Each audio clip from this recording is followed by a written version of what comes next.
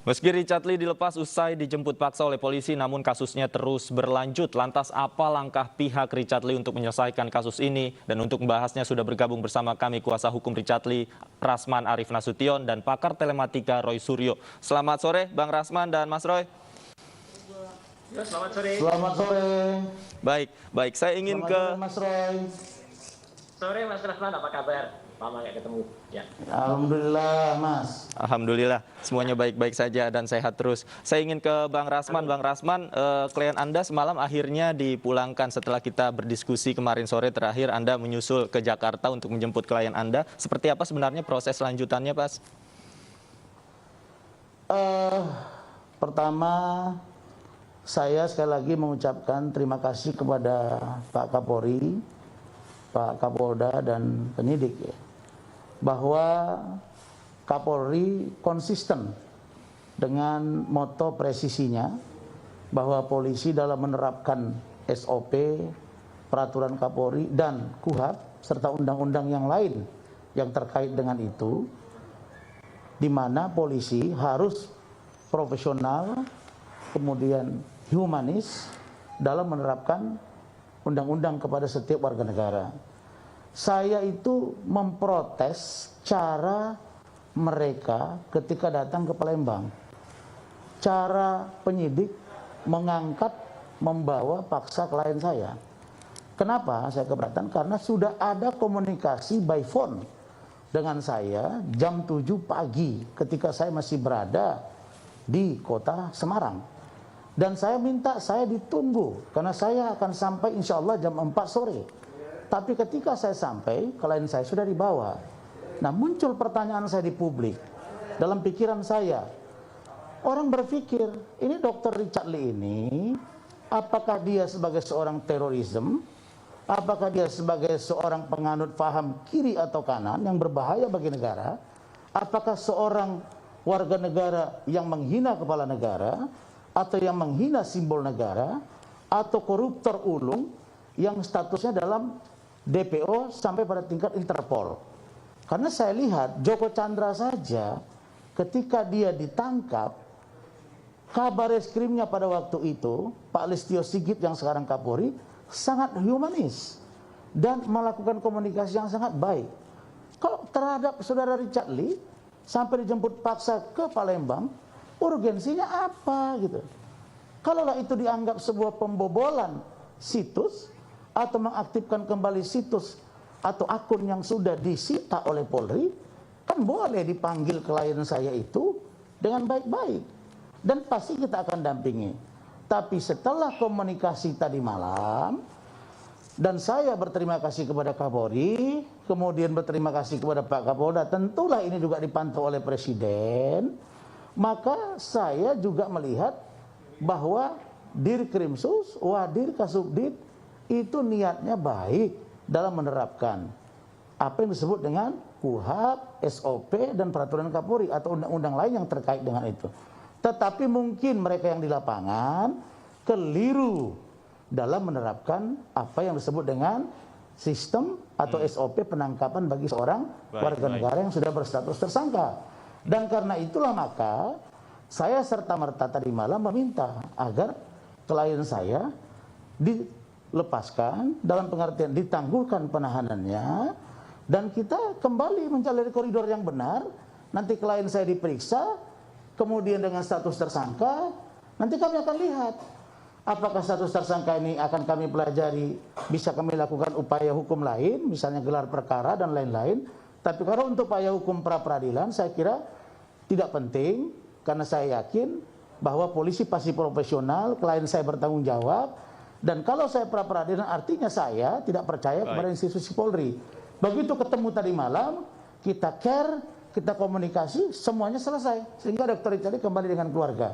Persoalan nanti di pengadilan itu saya akan buktikan dengan pembelaan. Begitu. Baik. Saya ingin ke Mas Roy. Mas Roy sebagai pakar telematika ini kan Richard Lee kan dituduh mengakses secara ilegal akun Instagramnya sudah dijadikan barang bukti. Kemudian juga apakah jika sudah menjadi barang bukti passwordnya kemudian diganti oleh polisi dan masih bisa ditembus atau diakses oleh yang bersangkutan?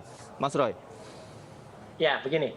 Jadi ini memang satu rangkaian panjang dari yang kalau kita ikutin saut menyaut antara Karput ya, KTK Putri dengan Dr. Richard Lee ini. Jadi artinya begini, ya ketika kemudian bulan Juni sudah muncul penetapan pengadilan bahwa ada barang bukti yang kemudian disita oleh kepolisian, yaitu akun Instagramnya Dr. Richard Lee itu.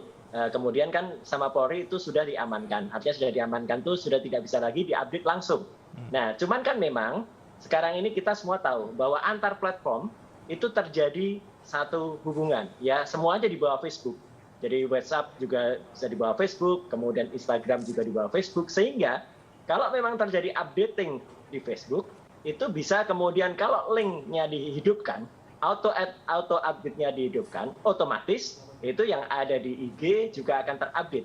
Nah, sekarang inilah tugas Mas Rasman nanti untuk kemudian membuktikan ya apakah Dr. Richard itu mengerti itu atau tidak, ya gitu. Karena kan sebenarnya itu sudah ada term of reference-nya, ada TOR-nya di depan ketika kita membuka layanan sosial media, kemudian di situ ada keterangannya, mau mengaktifkan automatically nggak? Kalau saya sendiri terus terang pribadi tidak, ya gitu. Karena saya punya akun Twitter, saya punya akun IG, saya juga punya akun yang lain, itu tidak saya link karena itu ada plus minusnya, ya gitu. Karena kan seperti yang terakhir kita masih lihat di IG-nya Dr. Richard kan masih terbaca kalau saya hilang lagi ini nomor WA saya. Nah itu kan berarti kan dia masih bisa mengakses itu.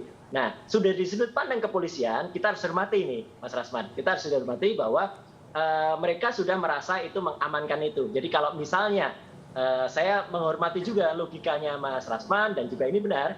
Kalau misalnya itu ada barang bukti yang bisa dipinjam pakai, nah mungkin kalau itu kemudian diajukan dulu, insya Allah itu akan bisa. Tapi saya juga sama dengan Mas Rasman ya, saya mengapresiasi Polri yang kalau menurut saya tidak ditahannya Dr. Richard ini bagus ya. Ini menunjukkan salah satu sifat yang baik ya.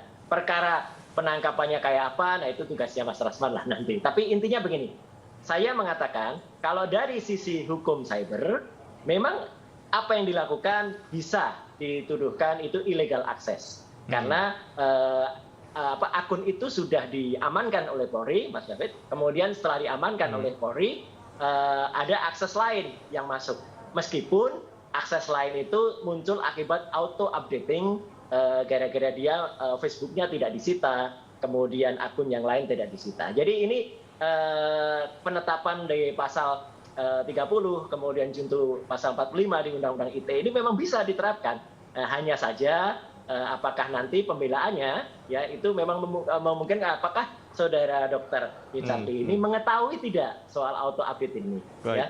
Kalau ini sih mungkin bisa nggak mengetahui, lain dengan dosen kemarin ya, dosen UI yang Mas Roy, AA itu.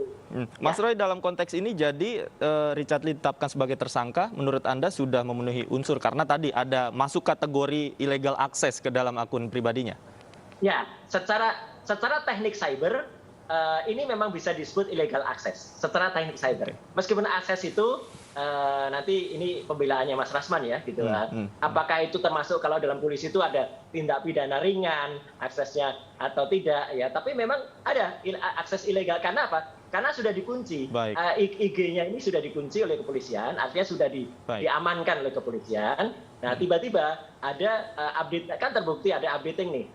Dan memang seru ini antara Dr. Richard Lee sama Kartika Putri ini, kalau lihat kan panjang, ada dia juga cerita di IG, ada penyebaran masuk ke salon Athenanya dan lain sebagainya. Jadi memang persoalan ini memang unik gitu ya, unik dan saling seru. Nah kemudian kalau kemudian ini ada masuk setelah itu, kalau dianggap oleh kepolisian, saya mencoba secara clear bahwa penetapan Undang-Undang ITE masuk ya, bisa masuk di sini. Hanya mungkin nanti berat ringannya nanti terserah lawyer lah yang menentukan. Baik. Saya ingin kembali ke Bang Rasman. Bang Rasman, yang dituduhkan pada klien Anda ini kan upaya selain upaya mengakses secara ilegal, kemudian ada tuduhan menghilangkan barang bukti melalui akun Instagramnya. Nah, sebenarnya dari keterangan klien Anda, apa niatan ketika itu mengakses akun sosial medianya seperti apa sih, Bang? Begini, saya senang Mas Roy Suryo ini kan sahabat saya ya. kami sering diskusi, dan saya senang beliau kembali kepada habitatnya sebagai seorang pakar telematika. Dan pendapat-pendapat hukum yang dia pendapat IT itu sah-sah saja. Tapi yang saya ingin ingatkan sahabat saya Mas Roy, bahwa dalam konteks masuk unsur atau tidak, undang-undang IT atau tidak, pasal 30 junto pasal 45 atau tidak, itu ada pada ranah penyidikan di kepolisian.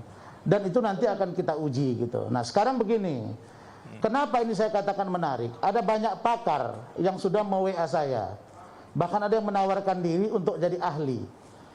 Nah, kemudian ada statement dari banyak pihak. Apa itu? Ada kasus yang baru sekarang. Jadi apa yang terjadi dengan Richard Lee ini sesuatu yang baru. Ini akan jadi jurisprudensi. Ini dibutuhkan yang namanya restoratif justice, terobosan hukum. Kenapa? Karena begini, logika itu saya ulangi lagi ya, bahwa kalau terjadi tabrakan maut sekalipun, mobil roda 2 atau roda 4, kendaraan roda 2 atau roda 4, maka mobil tersebut disita oleh kepolisian. Dan sampai bahkan ke pengadilan, sampai diputus oleh pengadilan.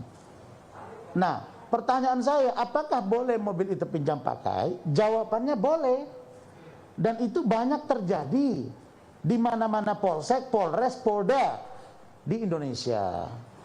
Nah, yang kedua, kalau ada rumah yang dipolis lain oleh penegak hukum termasuk polisi, apakah rumah tersebut dapat ditempati atau didatangi kembali atau dimasuki kembali? Jawabannya tidak. Kenapa? Karena itu sudah menjadi ranahnya pengadilan dan proses penyidikan, katakanlah oleh KPK dan lain-lain. Nah, inilah situasi normal yang kita lihat berlaku di lapangan yang kontraproduktif. Sama-sama nyata, fakta, dan bisa dilihat dengan terang benderang karena dia benda yang dapat diraba, dirasa, dan dilihat. Nah, sekarang pertanyaannya terkait dengan undang-undang IT.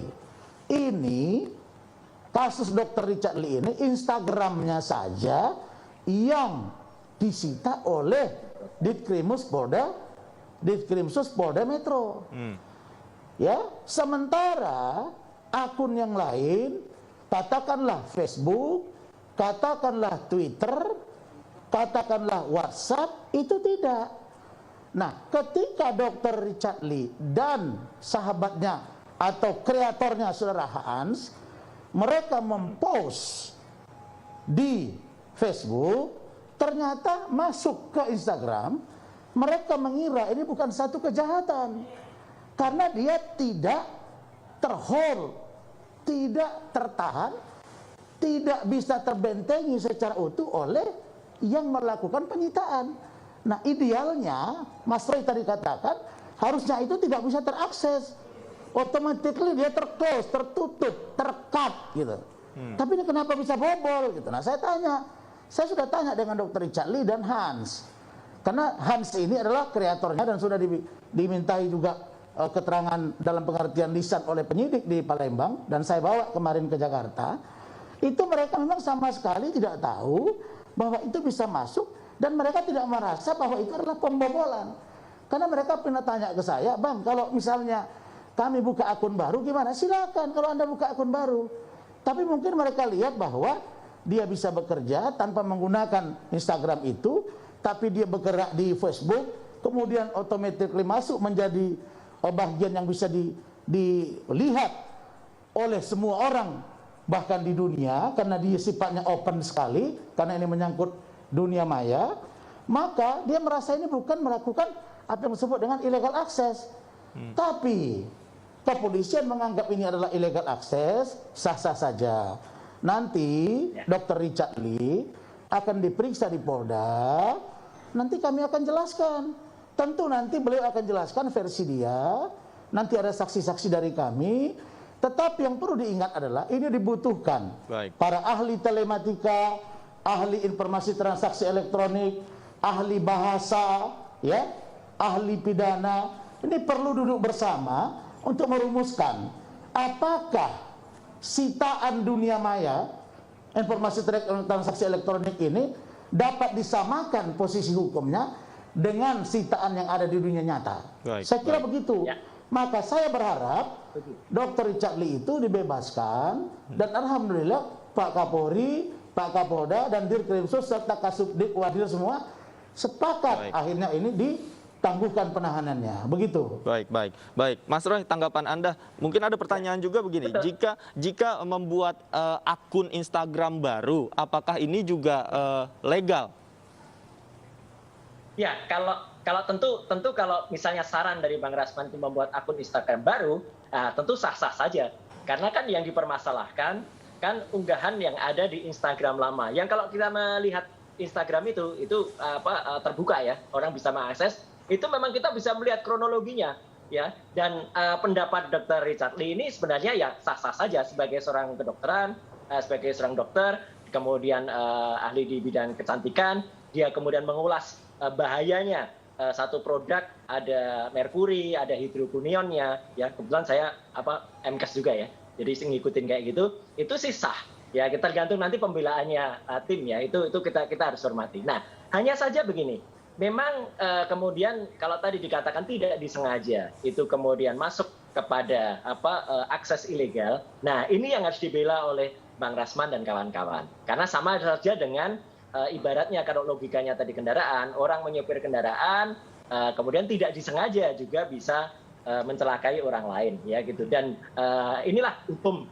kita ya, hukum kita tuh kalau sudah diundangkan di hukum dan sudah masuk lembaran negara, itu memang dianggap setiap orang mengetahui gitu ya. Jadi artinya dianggap semua orang mengetahui aturan dalam Undang-Undang ITE. Dan apakah Undang-Undang ITE itu bisa menganggap sama yang ada di dunia nyata, Bang Rasman? Nah, ini memang semua sepakat ya. Ketika saya dulu juga membentuk Undang-Undang ITE, mulai dari pembuatannya sampai kemudian disahkan dengan Undang-Undang Nomor 11 Tahun 2008, kemudian kita revisi jadi Undang-Undang Nomor 19 Tahun 2016, memang ada hal di pasal 5 ayat 1 yang mengatakan semua data elektronik itu sah. Ya gitu. Jadi data elektronik itu bisa disejajarkan dengan data fisik atau data yang ada. Jadi apa yang terjadi di dunia maya, Mas, itu juga dianggap juga terjadi di dunia nyata. Konsekuensinya kan juga sama. Misalnya kita mendapatkan uang dari YouTube, dari segala aksi sosial di dunia maya,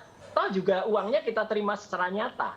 Jadi itulah gunanya Undang-Undang ITE, Informasi dan Transaksi Elektronik. Apa yang terjadi di dunia maya, misalnya seseorang difitnah ya, nggak usah jauh-jauh. Saya misalnya difitnah oleh dua buzzer ya, Eko Kuntadi sama Mas Jopri misalnya. Itu juga yang kita rasakan kan juga secara nyata, secara fakta terjadi di dunia nyata. Nah, jadi ini, jadi Undang-Undang ITE itu memang sudah sejajar di sini. Memang ada banyak loophole-nya. Itu memang terus, saya juga membutuhkan banyak masukan dari pakar hukum, dari praktisi hukum kayak Mas Rasman Arif Nasution dan kawan-kawannya.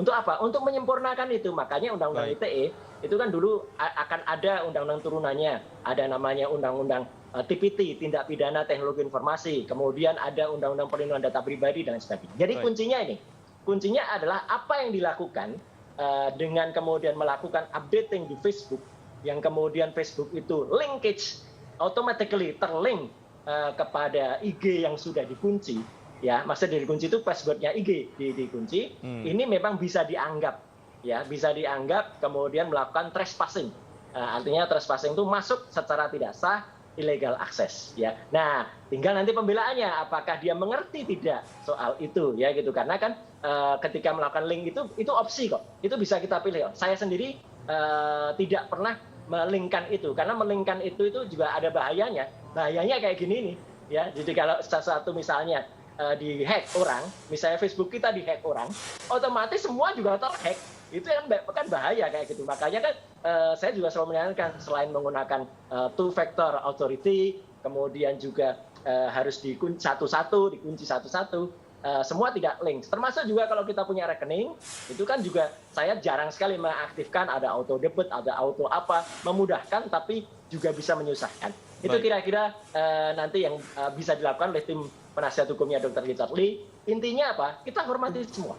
ya, saya sangat sependapat apa yang dikatakan Pak Rasman, ya, Bang Rasman, sahabat Baik, saya. Ya. baik, Kita baik. harus hormati semua, kita atur, kita gunakan lagi supaya ini jadi presiden yang benar dan bisa jadi jurisprudensi. Baik, Itu, baik. Mas. Baik, baik. Bang Rasman silakan.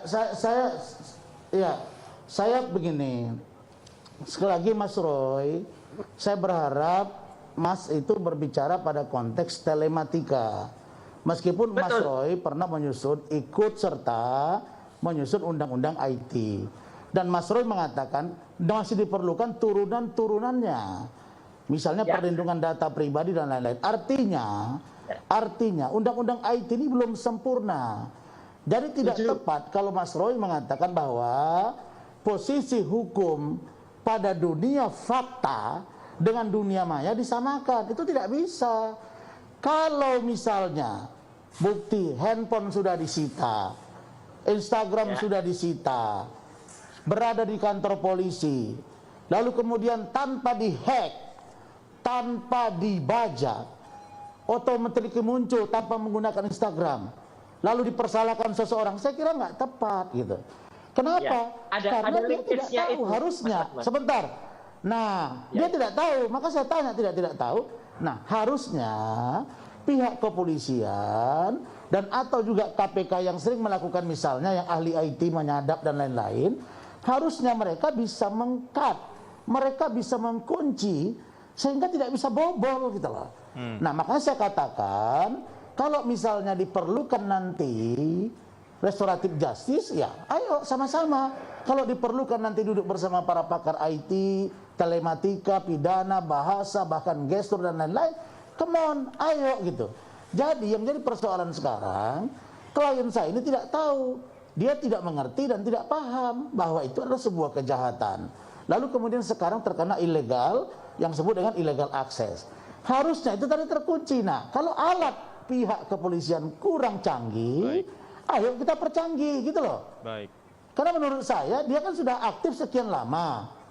Harusnya begitu nampak laptop langsung diambil gitu. Sehingga diberitahu ke kita sebagai kuasa hukum, ini Anda kok sudah Instagramnya dikunci kok bisa masuk lagi. Baik, baik. Info ke saya, itu panggil, oke setelah itu dianggap tersangka. Ya. Jadi ini menarik. Nah, terkait dengan Kartika Putri ini hal yang berbeda, tapi tetap ada rangkaian. Maka saya berharap kasus Richard Lee ini bisa menjadi satu terobosan hukum baru dan hal baru di Indonesia. Nanti persidangannya akan menarik.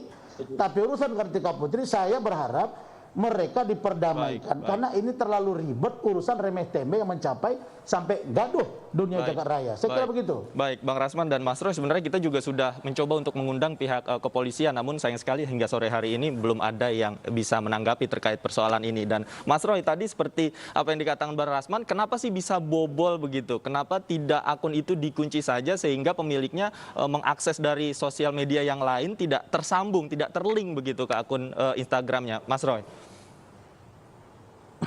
Ya, ini memang ada dua pandangan. Saya juga setuju ya. Kalau Mas Rasman mungkin juga sudah berkonsultasi dengan teman-teman penggiat IT lain-lain.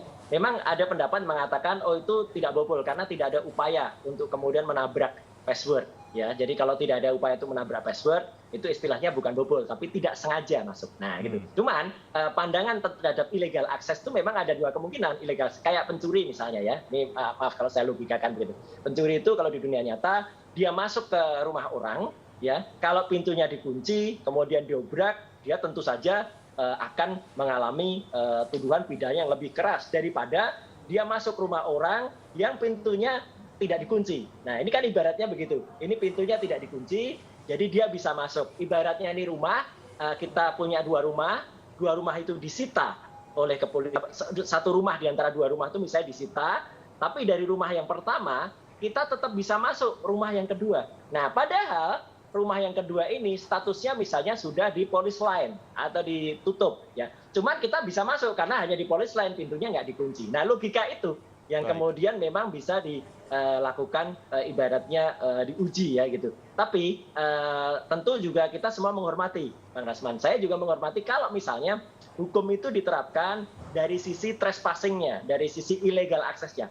Dikatakan ilegal, memang gitu. Karena itu dalam posisi sudah terkunci. Dikatakan itu harusnya dikunci, ya monggo itu nanti silahkan dibela. Termasuk juga analogi tadi yang digunakan. Kalau itu bisa dipinjam pakai, mungkin kalau kemarin setelah ada penetapan PN Jakarta bulan Juni, kemudian sempat Dr. Richard Lee itu kemudian mengajukan surat supaya bisa menggunakan IG-nya, itu saya kira paling bagus ya. Atau yang paling bagus, membuka akun baru dan kemudian memutus linkage dari Facebook yang lama, kemudian dialihkan ke IG yang baru. Sebenarnya so simple itu saja, ya, so simple itu saja. Karena apa? Karena yang kemudian dikatakan oleh kepolisian, dalam akun IG yang lama itu kan ada banyak hal-hal yang kemudian akan dijadikan alat bukti.